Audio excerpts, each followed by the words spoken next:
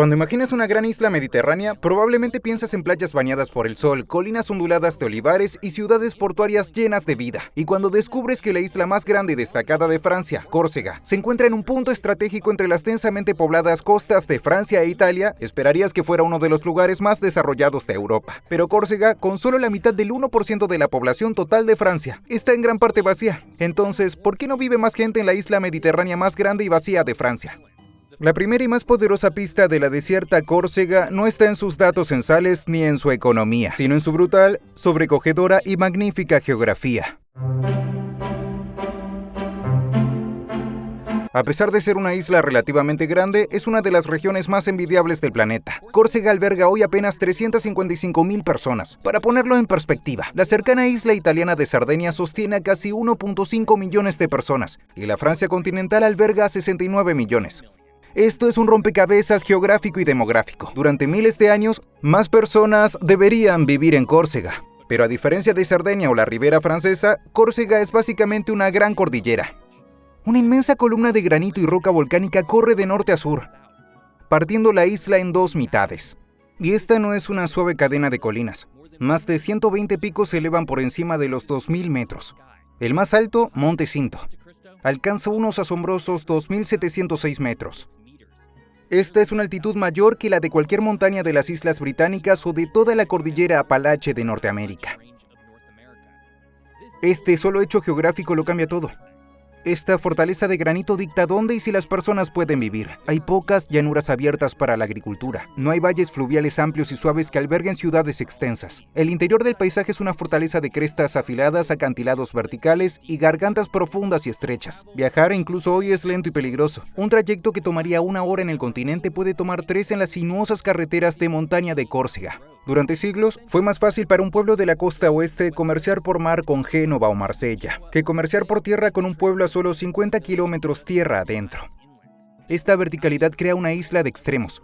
Mientras la costa se abraza bajo el sol mediterráneo, los picos más altos suelen estar cubiertos de nieve hasta bien entrado junio. Esto genera una cascada de microclimas, desde playas de arena hasta praderas alpinas, pero pocos de ellos son propicios para una agricultura industrial a gran escala. Esta tierra es para cabras, para castaños y olivos resistentes cultivados en terrazas sobre laderas realmente empinadas. Pero es donde las montañas se encuentran con el mar, donde el carácter de la isla se forja de verdad. La costa es la segunda gran barrera. Si diseñaras una isla para el desarrollo a gran escala, le darías costas amplias y arenosas y grandes puertos profundos y protegidos. Córcega casi no tiene nada de eso. La costa este es la más favorable, una franja larga y recta respaldada por llanuras. Pero durante la mayor parte de la historia, estas llanuras fueron pantanos palúdicos, vistos como lugares de enfermedad y muerte, no de oportunidad. La costa oeste, en contraste, es una obra maestra geológica y una pesadilla logística para los humanos. Aquí, las montañas se hunden directamente en el mar en un choque dramático de elementos. Este es el hogar de las famosas Calanques Tepiana, un sitio patrimonio de la humanidad de la UNESCO, donde el viento y el agua han esculpido el granito rojo brillante en un bosque de agujas fantásticas y cuevas marinas. Es totalmente impresionante. Es imposible construir una ciudad allí. Los pocos puertos naturales son pequeños y están escondidos en profundas ensenadas similares a fiordos, formando la base de ciudades pequeñas como Ajaccio y Calvi, pero no de grandes metrópolis. Y luego está el maquis. No puedes entender la esencia de Córcega sin entender el maquis. Es el aroma de la isla. Una ola aromática que Napoleón Bonaparte, su hijo más famoso, afirmaba poder oler desde el mar al regresar del exilio. Pero no es un jardín amable. El maquis es una capa densa, espinosa y casi impenetrable de matorral que cubre más de la mitad de la isla. Es un enredo salvaje de olivo silvestre, mirto, enebro y tomillo que crece varios metros de altura. Aunque puede ser hermoso, también es muy hostil. Es un paisaje que contraataca. Intenta caminar a través de él y destrozará tu ropa y tu piel. Intenta despejarlo en agricultura y te agotará. Este paisaje es una fortaleza dentro de otra fortaleza. Y esta naturaleza indomable llegaría a definir a la gente de la isla y su historia de formas que nunca pudieron imaginar. Si la geografía de Córcega es una fortaleza, su historia es la de una fortaleza bajo asedio permanente. El paisaje brutal y fragmentado de la isla hizo más que aislar pueblos. Forjó un pueblo definido por el carácter indomable de su propia tierra. Es una historia de pertenecer a todos y no pertenecer verdaderamente a nadie. Los humanos llegaron por primera vez a Córcega hace al menos 9000 años, cazadores-recolectores de la Edad de Piedra que cruzaron el mar y encontraron una tierra de montañas y bosques densos. Pero la historia escrita de Córcega comienza, como continuaría por milenios, con extranjeros. Los antiguos griegos, que llegaron alrededor del 565 a.C., fueron los primeros en intentar colonizar. Fundaron Aleria en la costa este, plana y pantanosa, y llamaron a la isla Calista, que significa la más bella. Luego llegaron los etruscos y cartaginenses, compitiendo por un punto estratégico en el Mediterráneo.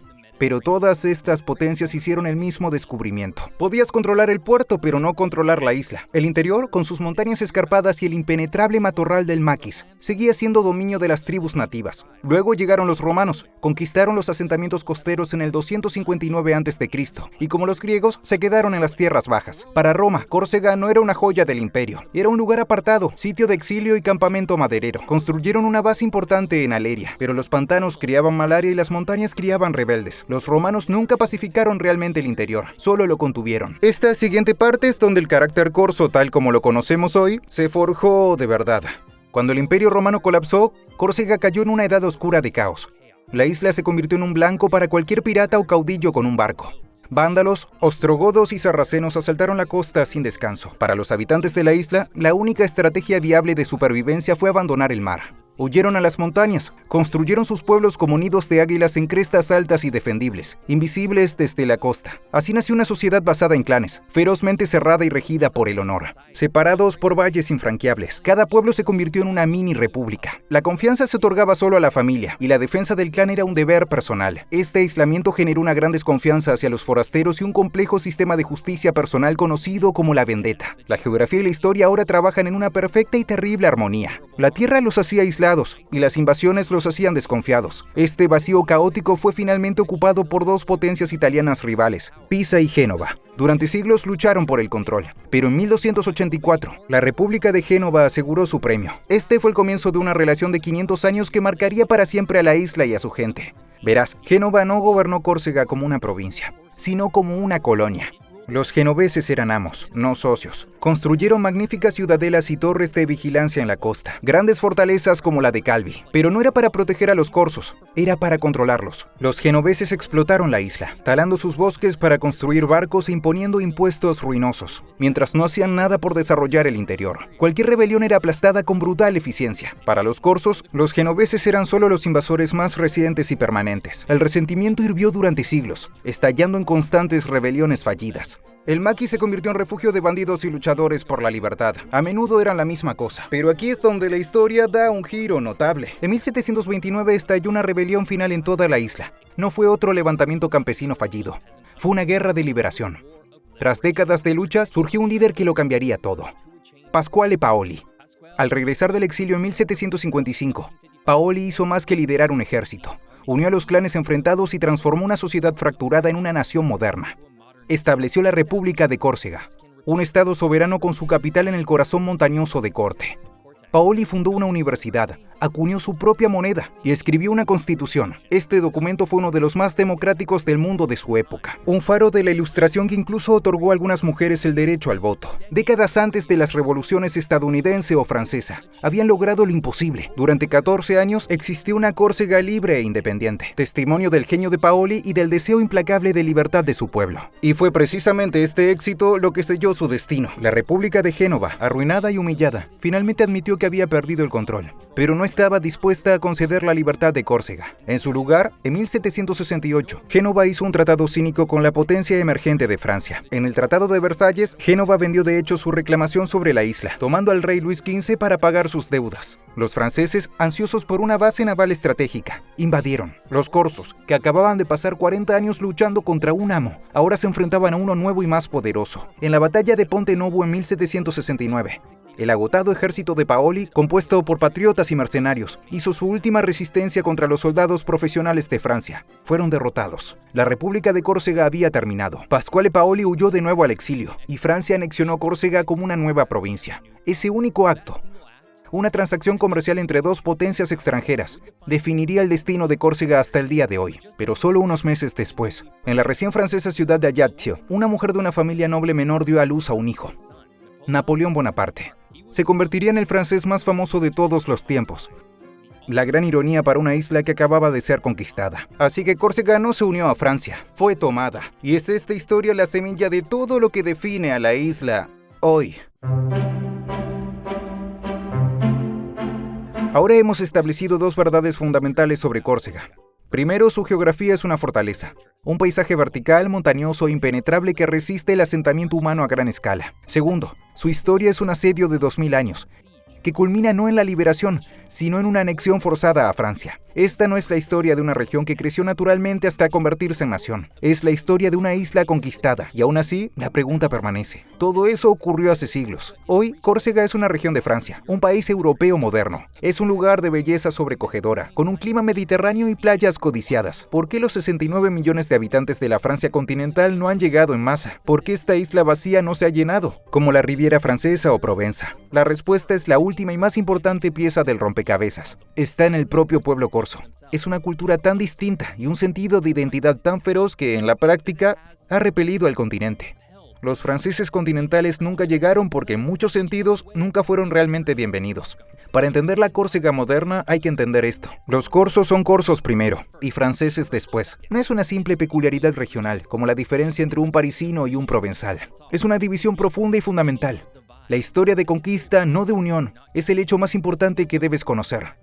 Los corsos se refieren a la Francia continental no como una extensión de Córcega, sino como una entidad completamente separada. Y esta identidad está anclada en su propio idioma. El corso, la lengua corsa, no es un dialecto del francés, es una lengua ítalo-dálmata, mucho más cercana al italiano toscano que al francés que se habla en París. Aunque el francés es el idioma oficial del gobierno y el comercio, el corso es la lengua del hogar, del pueblo y de la cultura. Hablarlo es trazar una línea que te separa del Estado francés y de los habitantes del continente. Esta cultura única, forjada en los valles montañosos aislados, se construyó sobre un conjunto distinto de valores. Durante siglos, la lealtad no era hacia un rey distante o un gobierno impersonal en Génova o París. La lealtad era hacia la familia y el clan. La justicia no se buscaba en un juez designado por el Estado. Se tomaba, de forma célebre y brutal, a través de la vendetta. Aunque hoy es un vestigio del pasado, su legado es una gran desconfianza y persistente hacia el Estado central. Esto creó una cultura famosa por ser cerrada. Una cosa es que alguien la visite como turista. Otra muy distinta es mudarse, abrir un negocio o intentar integrarse. Siempre serás un forastero en Córcega. Pero aquí es donde esta división cultural se convierte en un incendio político moderno. Esta identidad apasionada ha impulsado un poderoso movimiento nacionalista que ha definido a la isla durante los últimos 50 años. Este movimiento existe en un espectro. En un extremo están los moderados, que exigen mayor autonomía de Francia, reconocimiento oficial del idioma corso, más control político local y, lo más polémico, nuevas leyes para restringir quién puede comprar propiedades en la isla. Este último punto es crucial. Los corsos ven como su isla, su tierra ancestral, es comprada como segunda residencia por ricos y extranjeros a los que nunca conocerán. Esta colonización con chequera eleva los precios, obliga a los jóvenes corsos a irse a trabajar fuera y amenaza con convertir la isla en un parque temático estacional y vacío. Y luego está el otro extremo del espectro, el lado más oscuro y violento del nacionalismo corso. Durante décadas, el Frente de Liberación Nacional de Córcega llevó a cabo una campaña de atentados. Sus objetivos eran simbólicos: edificios gubernamentales, comisarías y, con mayor frecuencia, casas de vacaciones de continentales a medio construir. Estos ataques eran un violento, ya se los dijimos, un mensaje para París y para los forasteros de que Córcega no es solo otra propiedad más. Aunque la violencia ha disminuido desde 2014, cuando el grupo anunció el cese de armas, esta sombra del separatismo sigue presente, creando una inestabilidad política que difícilmente incentiva una migración masiva. Esto nos devuelve a la pregunta original: ¿por qué Córcega está tan vacía? La respuesta es una tormenta de los tres factores. La geografía la convirtió desde el inicio en un lugar difícil para construir una gran civilización. La historia de invasiones y conquistas creó una cultura muy independiente y cerrada. Y hoy, esa cultura está resistiendo activamente las fuerzas del dinero, la migración y la homogenización que la llenarían. Hoy, Córcega alberga apenas un poco más de 355,000 personas, muy lejos de los 69 millones de Francia. De hecho, la sola ciudad de Niza en la Riviera Francesa tiene casi la misma población. Y Cerdeña, la isla italiana justo al lado, tiene nada menos que 1.5 millones de habitantes. Según cualquier métrica, Córcega está prácticamente vacía salvo por una cultura orgullosa decidida a permanecer en su hogar. Espero que hayas disfrutado aprendiendo todo sobre Córcega. Si fue así, mira este video sobre por qué Italia no ha construido un puente hacia su isla más grande, Sicilia. Gracias por verme. Hasta la próxima.